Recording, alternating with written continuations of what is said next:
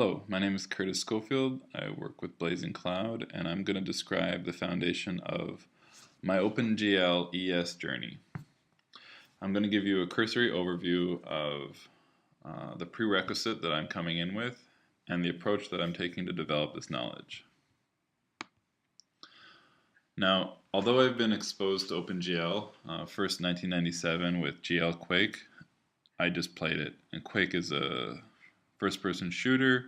GlQuake was the OpenGL variation that was developed, and my video card, an ATI 128 Rage, was able to render OpenGL for Quake.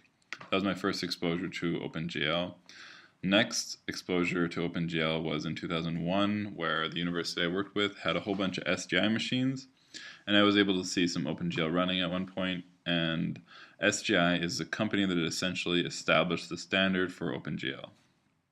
After that, I used an operating system for a period of a year and a half in 2002 to mid-2003 named BeOS, and BeOS came with an OpenGL reference implementation and had GL tool teacup, GL teapot. So basically, other than seeing these things, I have really no understanding of OpenGL, and I've really not made any attempt to understand or develop OpenGL as part of my skill set. I don't know what the function calls mean, and while I have an appreciation and an admiration for what animators do and what game engine developers do with OpenGL as a toolkit, I have no understanding how or what they are doing, really. So in 2012, I'm going to be taking a journey into OpenGL ES for the iPhone, for iOS. For this approach to have any merit, I need to begin with a familiarity in iOS, specifically application templates, the object lifecycle in Objective-C, and have a basic understanding and development experience with the Cocoa toolkit. So I know a little bit about views and objects and creating and freeing memory, and I understand C. So that's my background, and I've created a couple small iOS apps, but really I'm not an expert in any way, shape, or form. I'm very much a beginner iOS developer. So I'm going to define knowledge now with an existing definition, and knowledge is the difference between the container and the content. So if I have a container of ginger powder and I put some on my hand, I can open up this container and I can taste the content.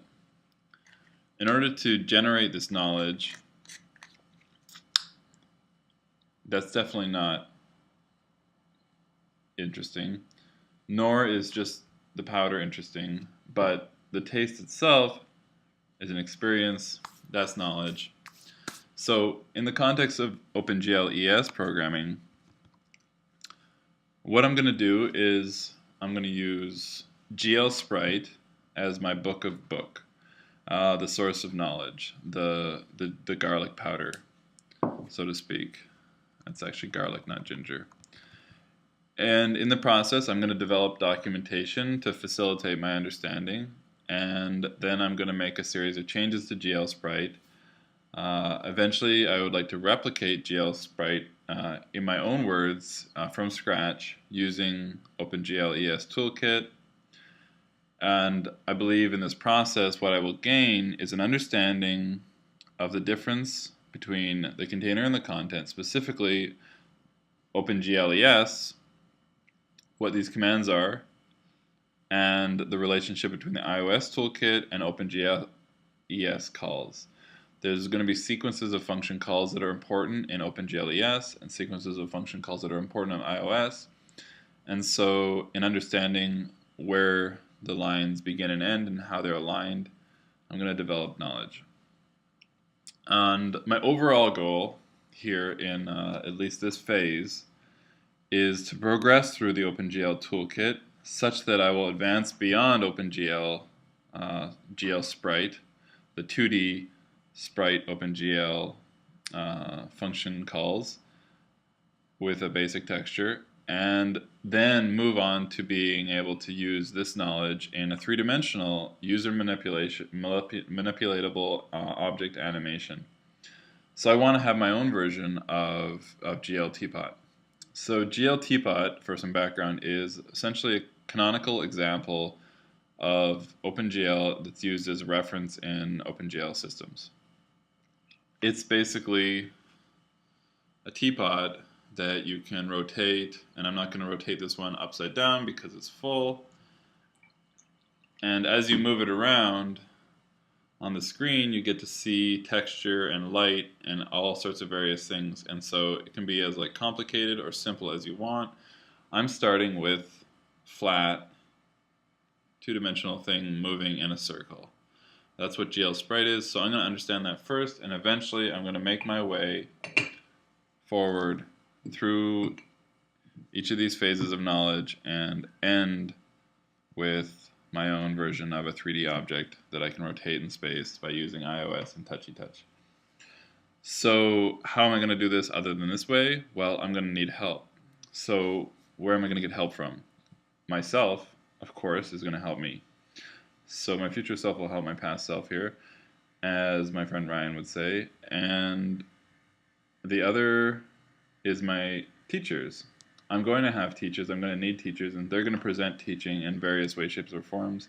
Those teachings may come through a variety of channels, but those things will arrive as I need them, and I will request them as I notice that I need them. The other part of the importance here is the community. So there's a large community, and so I'm going to be getting support just from the fact that there's other people doing this on the way. So I'm not doing anything brand new in the context of OpenGL, but for myself it's incredibly new and very interesting, and so I'm happy to be on this journey, and I'm going to be sharing it with you. Thank you very much. I'm Curtis Schofield, and I work with Blazing Cloud. We're a consulting shop, and we rock it.